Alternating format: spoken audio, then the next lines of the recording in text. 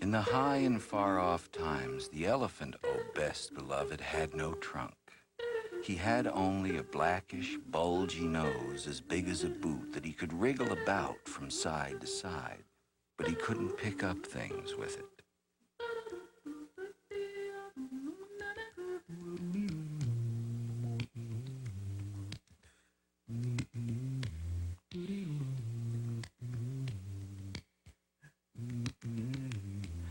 But there was one elephant, a new elephant, an elephant's child, who was full of insatiable curiosity. And that means he asked ever so many questions. And he lived in Africa and filled Africa with his insatiable curiosities.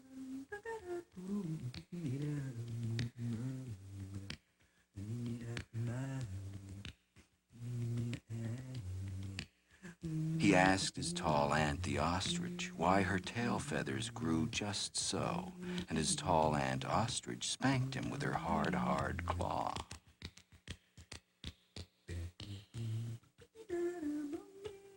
He asked his tall uncle, the giraffe, what made his skin spotty, and his tall uncle, the giraffe, spanked him with his hard, hard hoof. And still, he was full of insatiable curiosity.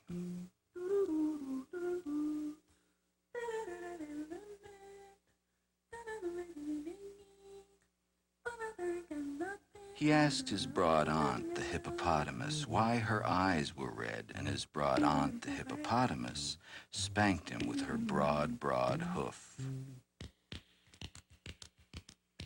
And he asked his hairy uncle, the baboon, why melons tasted just so, and his hairy uncle, the baboon, spanked him with his hairy, hairy paw.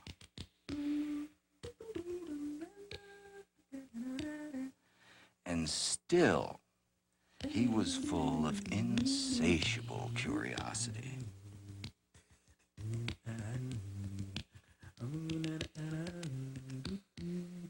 He asked questions about everything he saw, or heard, or felt, or smelt, or touched, and all his uncles and aunts spanked him. And still, he was full of insatiable curiosity.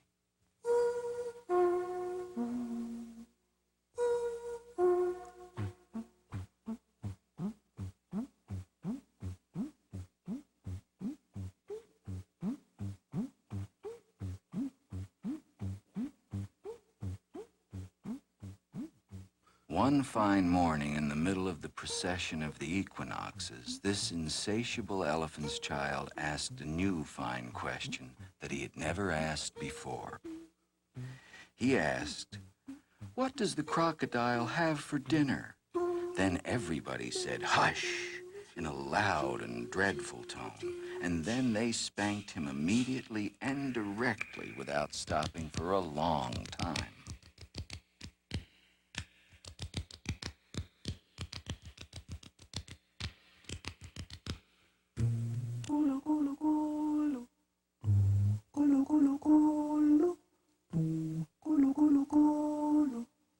By and by, when that was finished, he came upon a colo bird sitting in the middle of a wait-a-bit thorn bush and said, "My father has spanked me, my mother has spanked me, and all my aunts and uncles have spanked me for my insatiable curiosity, and I still want to know what the crocodile has for dinner."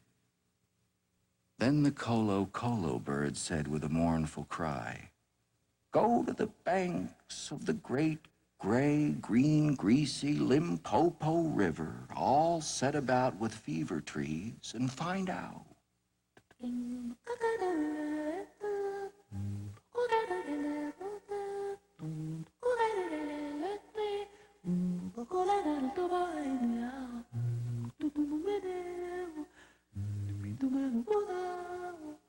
that very next morning, when there was nothing left of the equinoxes because the procession had proceeded according to precedent, this insatiable elephant's child took 100 pounds of bananas, the little short red kind, and 100 pounds of sugar cane, the long purple kind, and 17 melons, the green crackly kind, and said to all his dear families, "Goodbye. I'm going to the great gray green greasy Limpopo River, all set about with fever trees to find out what the crocodile has for dinner." And they all spanked him once more, for good luck, though he asked them most politely to stop.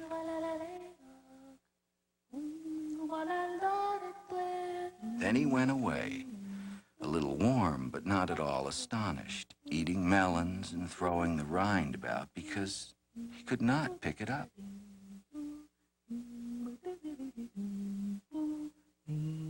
He went from Grahamstown to Kimberley, and from Kimberley to Kama Country, and from Kama Country he went east by north, eating melons all the time, till at last he came to the banks of the great gray-green greasy Limpopo River, all set about with fever trees, precisely as the colo-colo bird had said.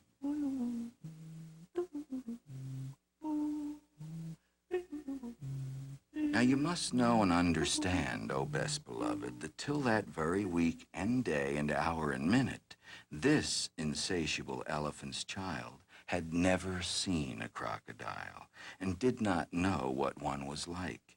It was all his insatiable curiosity. The first thing that he found was a bicolored python rock snake curled round a rock.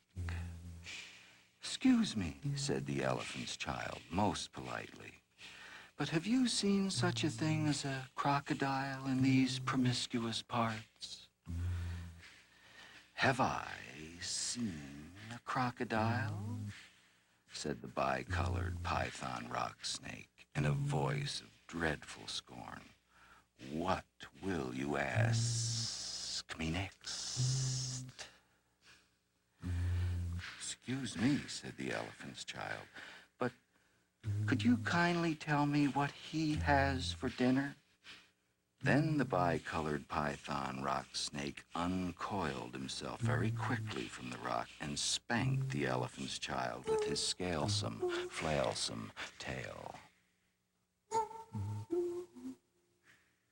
"That is odd," said the elephant's child, "because my father and my mother and my uncle and my aunt, not to mention my other aunt, the hippopotamus, and my other uncle, the baboon, have all spanked me for my insatiable curiosity. And I suppose this is the same thing?"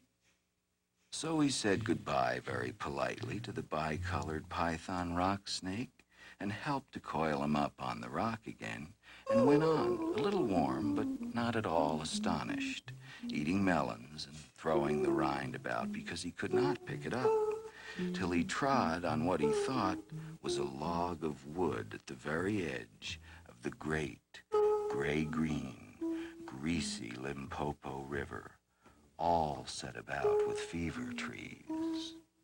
But it was really the crocodile, O best beloved, and the crocodile winked one eye like this. "Excuse me," said the elephant's child most politely, "but do you happen to have seen a crocodile in these promiscuous parts?" Then the crocodile winked the other eye and lifted half his tail out of the mud, and the elephant's child stepped back most politely because he did not wish to be spanked again. "Come hither, little one," said the crocodile. "Why do you ask such things?" "Excuse me," said the elephant's child most politely, "but my father has spanked me, my mother has spanked me, not to mention my tall aunt the ostrich and my tall uncle the giraffe who can kick ever so hard, as well as my broad aunt the hippopotamus and my hairy uncle the baboon, and including the bicolored python rock snake with the scalesome flailsome tail just up the bank, who spanks harder than any of them.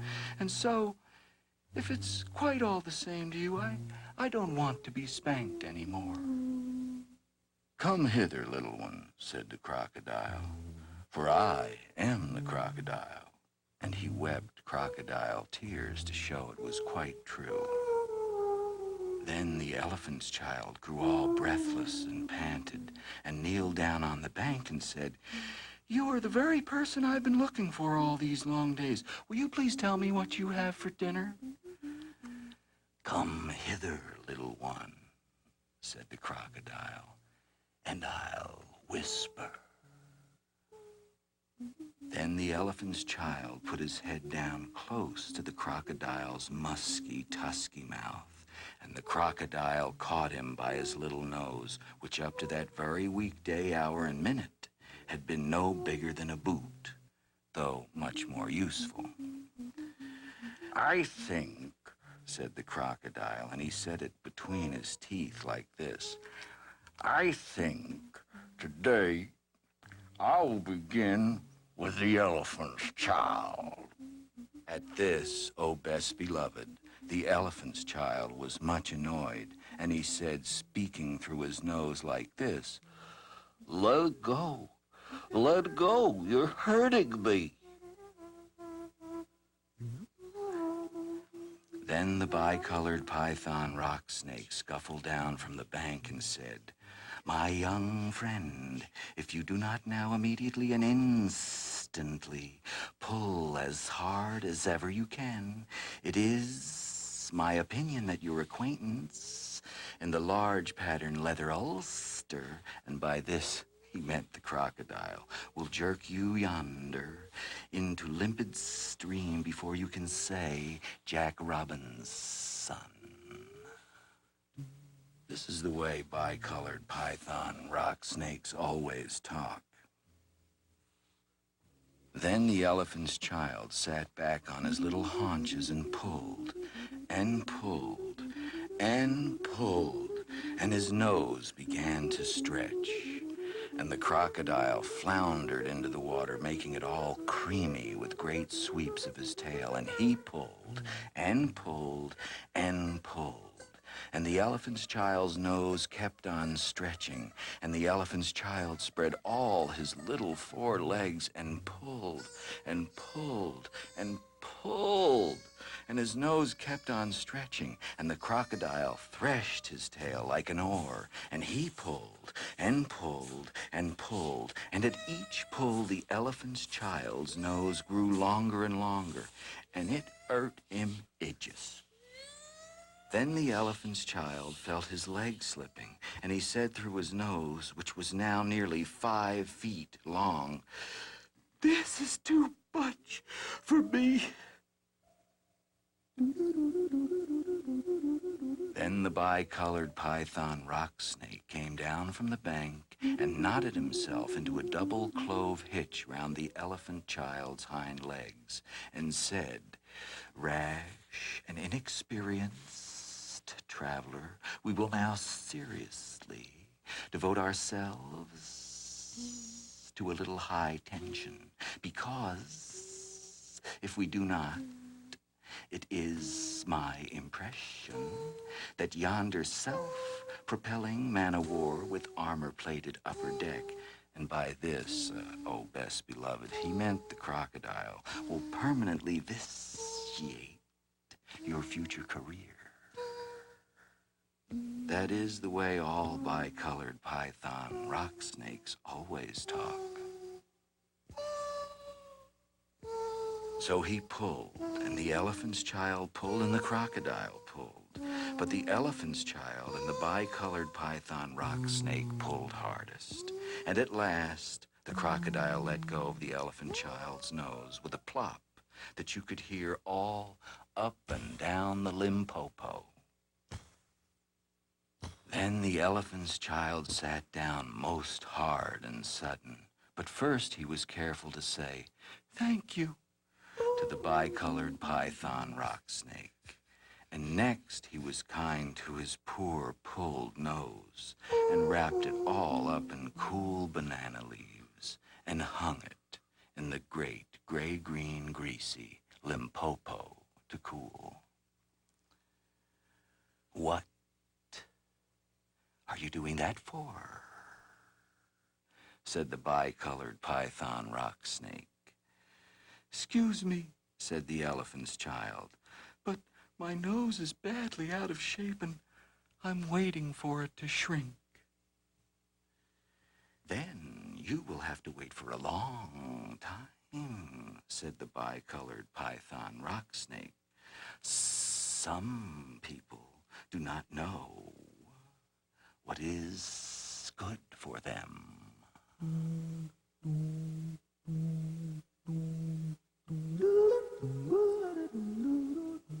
The elephant's child sat there for 3 days waiting for his nose to shrink. But it never grew any shorter, and besides, it made him squint. For, oh, best beloved, you will see and understand that the crocodile had pulled it out into a really, truly trunk, same as all elephants have today.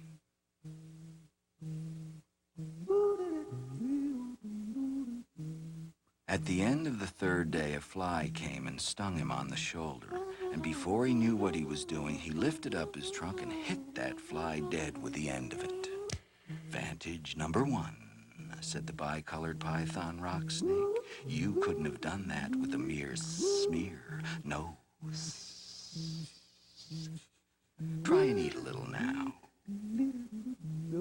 Before he thought what he was doing, the elephant's child put out his trunk and plucked a large bundle of grass, dusted it clean against his forelegs, and stuffed it into his own mouth.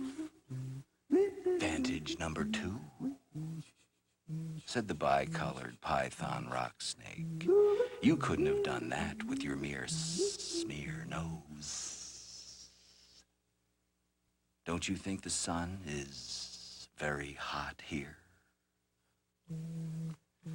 "It is," said the elephant's child, and before he thought what he was doing, he slooped up a sloop of mud from the banks of the great gray-green greasy Limpopo and slapped it on his head, where it made a cool, sloopy, schlossy mud cap, all trickly behind the ears. "Vantage number 3, said the bicolored python rock snake.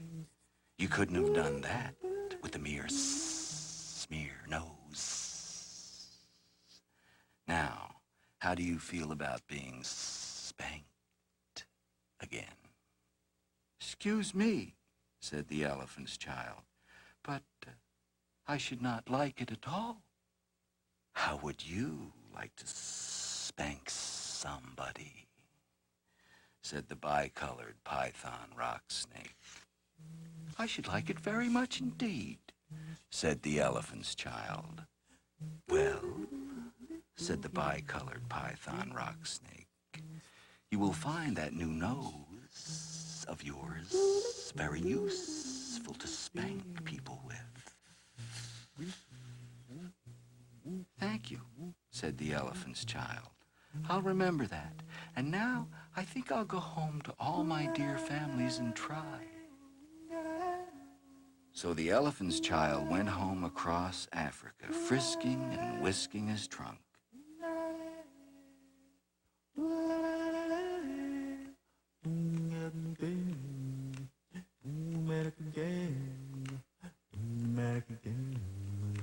When he wanted fruit to eat, he pulled fruit down from a tree instead of waiting for it to fall as he used to do. When he wanted grass, he plucked grass up from the ground instead of going on his knees as he used to do. When flies bit him, he broke off the branch of a tree and used it as a fly whisk, and he made himself a new cool, slushy, squishy mud cap whenever the sun was hot. When he felt lonely walking through Africa, he sang to himself down his trunk, and the noise was louder than several brass bands.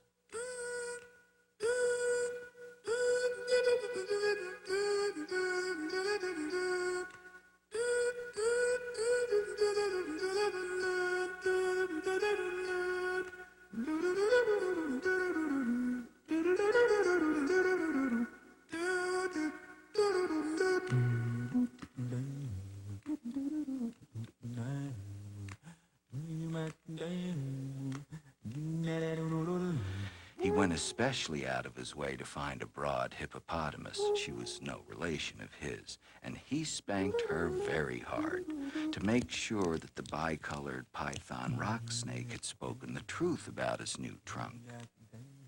The rest of the time, he picked up the melon rinds that he had dropped on his way to the Limpopo, for he was a tidy pachyderm.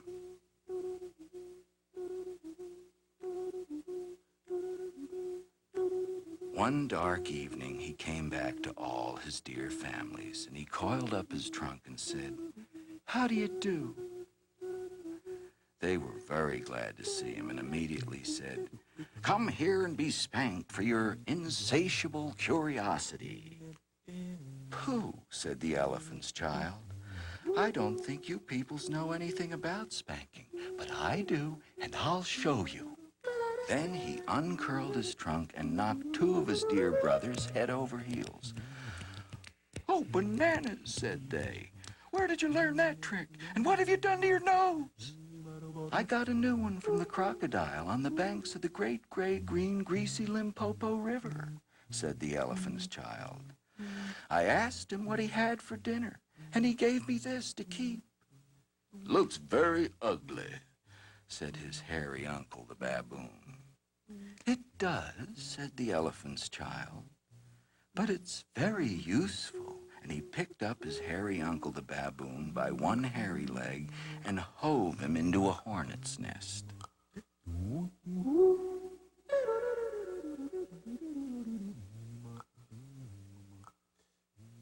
Then that bad elephant's child spanked all his dear families for a long time, till they were very warm and greatly astonished.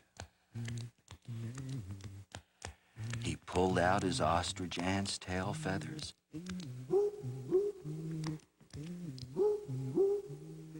and he caught his tall uncle, the giraffe, by the hind leg and dragged him through a thorn bush.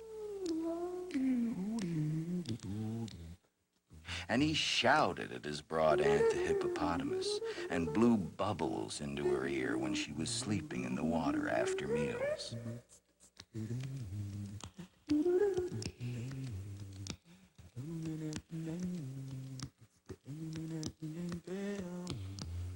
But he never let anyone touch the cola bird.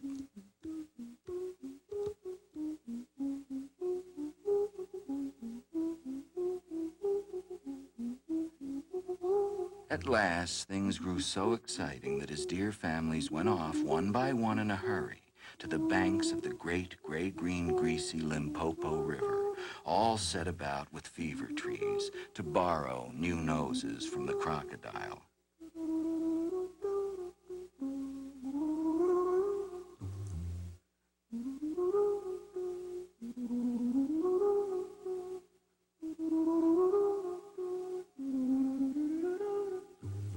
When they came back, nobody spanked anybody anymore. And ever since that day, O best beloved, all the elephants you will ever see, besides all those that you won't, have trunks precisely like the trunk of the insatiable elephant's child.